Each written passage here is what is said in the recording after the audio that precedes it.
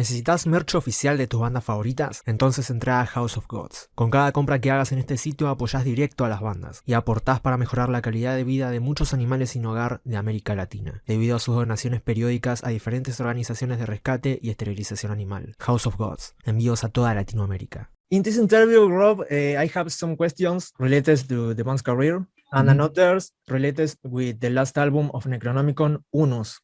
Yeah? So for starting, my first question is, how was the band born and what are its main musical influences? The band started, I started the band actually. I started the band like in 1988. 1988 in the northern part of Canada. It's called Saguenay. It's a part that it's like 6 hours up north from Montreal, if you give you an idea. And it's pretty cold there. And so the ambience, to create like a really dark ambience, everything is perfect there. I had the chance to know someone who had access to music from the regions, like from big cities and everything, and like the international market. So like my influence, of course, at the origin, my influence was like Kiss. You know, like I like the fact that I didn't understand what they were saying because I'm French. At the origin, I'm French, so I didn't speak English at that time. So that what I found that was exciting. It was like the theatrical, the show, the fire and all that stuff. So me, I was like, oh, I want to do that. Okay. So that's the visual and, if I can say so, the first impression. But you know, after a while I started understanding a little bit of English and I was like, I don't like the lyrics, you know, it's kind of just talk about sex and like, okay, get over it, you know, you're a grown man, you know. And after that I started to discover like bands like Alamir, Celtic Frost, you know, Bathory, and there was other bands around. There was Metallica, you know, Slayer, but I was like, it's okay, but I liked the dark aspect. I liked better the darker aspect of it. So I was a little bit more going toward that way. And naturally, you know, I started to discover other things, you know, like always liked, you know, like some of the classic in metal, like Judas Priest. There was Merciful Fate. I liked it. They had a lot of theatrical stuff also because of King Diamond.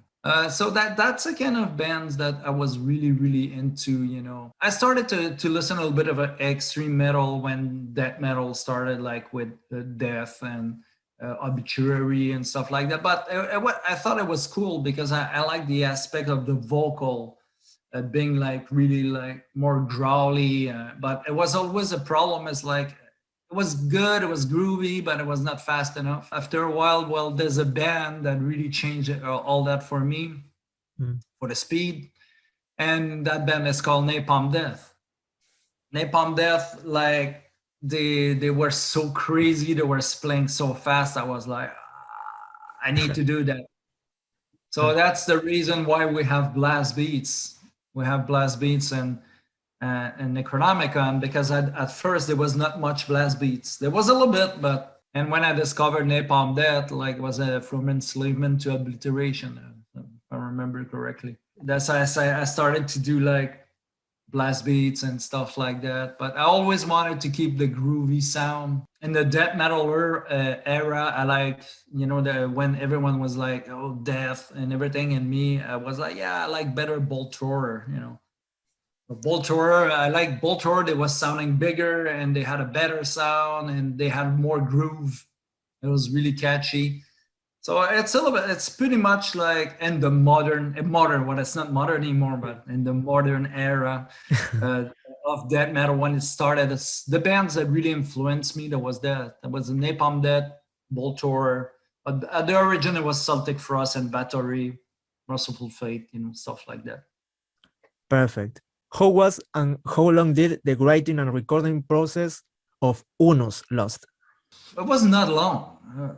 It was not long. It went really fast, actually. If I remember correctly, Divider, a drummer that recorded that album, took like 2 days, 3 days, 2 days to record the drums. I recorded all the guitar and bass in 1 day, entire album. And actually the vocal, and I did it 1 day also, if I remember. But So maybe a week, but the orchestration with the choir and the violins, that took longer. That's what takes, that took, in comparison, it took more time. That's for the recording, because for the mix and mastering, that's another story, because we had to flew in Las Vegas with Logan Matter from Machine Head. That was the one mixing. And also we had to work with Gerlias from Dimmu Borgir in Norway for the piano. When there was piano, that was him playing. Perfect. And what it is like to work with Gerlias from Dimmu Borgir? But it's easy because we know each other for a long time. So it's just like, hey man, you know what? There's a place for piano in my album. You want to do it? Yeah, sure. Yeah. There was no complicated stories. Like, we already knew each other, so we've been friends for a long time. So it was like, hey man, I need some piano. Can you do it? Yeah, sure, I'll do it. Said, okay, that studio that day. Okay, go. That's it. The next day, send me, say, hey, what do you think about that? Okay, I would rearrange this. I said, okay. The next day, send me, here it is. Okay, perfect, bye. That was it. That's as simple as that. All the orchestrals and symphonic arrangements was made by you? Yep. Is it difficult to implement these elements in an extreme metal composition? I personally have a facility to do it. Some of the songs I compose the orchestra first. Like for the new album, we have the next album. I started to compose a few weeks ago. And the one song I started with the orchestral. So I'm writing all the orchestral part, and I'm gonna bring the band with it. I never really had much problem. I don't know about other people. I mean, we're all different. So, but for me, it's pretty easy actually. Perfect. Is the band working on new material currently? Yep. Yeah. Yep. We have 3 or 4 new songs already. It's not going to be ready this year, of course, because we're already in November. But yeah, we started to work. I'm working on a new album. Perfect. So what does the cover and title of Unus represent? Unus, first is Latin. It's Latin language, like Old Latin. Unus, well, it's a little bit like, it's derived like in Spanish they said unos, obviously.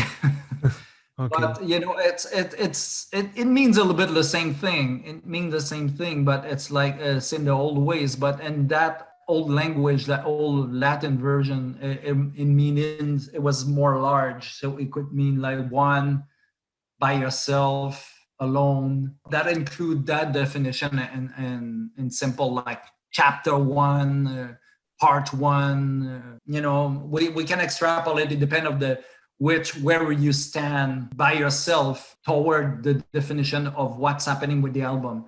So it can be really personal for everyone listening to it, like what message I'd bring to that person actually. Nestor Valos is a really dark artist specialized into pagan and satanic art in Mexico. I recommend him very much. Is awesome, and he put his heart into it, and that's what I like. It's an interpretation of the symbols, like of a mix of a bunch of the symbols from our past. The triangle, we've been using the triangle since the 90s with the sun and everything. That's a symbol that appeared first in Pharaoh of Gods in 1999. That's it. The dragons, you have the dragons also, that always been a symbol, one of the symbolism of Necronomicon on old banners. Some of our t-shirts, we always had 2 dragons. The 2 dragons are holding the power, like in balance. So one left, one side, one positive, negative, etc., etc. So that's a modern, if I can say, revamped version of the symbol of our band. Perfect. What is it like to work with Season of Mist? Well, record labels. You know, it's always good and there's always bad stuff, you know, because record labels are primarily there to make music, money with music. Money, you know, they want money. You put their music and they want money. They say, okay, we need to make money. They just want to make money. So of course, in a certain way, you're always getting screwed. So it needs to work with a record label, any record label. It's not Season of Mist or Nuclear Blast, whatever record label. It's you need to accept a certain part of stuff that you're not gonna like to have some other aspect that's gonna suit your need and be as you demand or what you wish. So it's good. You know, it could always been better, could always been worse. So I have nothing to complain so far. Did you have any bad experience in a concert or tour? Yeah. Yeah, I had I had just last tour we had a really bad accident. We're driving at night on the highway, and there's a big buck, like I don't know if you know what I mean, like a deer, but the male deer is like really big. It was like 500 pounds, and we hit it at 100 miles per hour. It was pretty violent, actually. We destroyed the entire vehicle. We stayed out in the cold for 6 hours. It fucked us up pretty much. Like my drummer, the drummer I had at the time quit after the tour. You know, it was pretty traumatized. He had issues with that, and it's understandable. You know, we literally should have died. We should be dead, all of us. But for some reason, didn't happen. There's always story like that was extreme, but there's always story like you break strings, and you take your backup guitar and you break strings, and you know, stuff like that. But that's normal, you know, stuff. That's normal stuff. When this life-threatening stories, that's where, you know, I personally say that it's where you see who's the real people facing the music, because like that put demands that want to do it for the entire life. I mean, your life is threatened. So you do it or you don't. It's as simple as that. When you have stuff that happen like that and you almost die, well, it's where you see that people are made for that or not. Okay. What are your current plans for the future? Well, as you probably know, we have the live that's coming out like in 2 days, 2 days, yeah, something like that. We have a live because that's one thing we decided, since we're not being active because of COVID, you know, everyone was fucked because of that. So we decided, I had the idea, it's like, yeah, you remember the 80s, 70s, people were doing live album. So I said, well, since it's not very popular anymore, we're going to do a live show recording. And exactly at the same time, people started to do that, to put online live show. So I said, okay, well, we'll do it. Okay. And our drummer had problems. Since he's a gringo, he couldn't cross the border. So that pushed the project further. So we had to wait another year before doing it. So after that, we decided to do it anyway. Did that, so we have a live album because it's an entire performance of all, you know, an entire set. Of course, we're not playing in front of people, but so we did that. We're writing the new album. We have tour offers already coming. So, you know, we have stuff. We have a lot of stuff going on. You know, it's just to get back into it. You know, after that pandemic shit. You know, so okay. And the last question is, what advice will you give to a band that is just starting out in the industry? Get a job. I don't know what to say, because these days are so fucked up. I don't know. It's really hard. Things have changed so much and things are not fixed yet. So I really don't know. It depends. It comes back to what you want to do with your life, you know. I was 16 when I decided to start Necronomicon. I'm 50 now. So, you know, these last years were really hard. I don't know, man. It's not for everyone.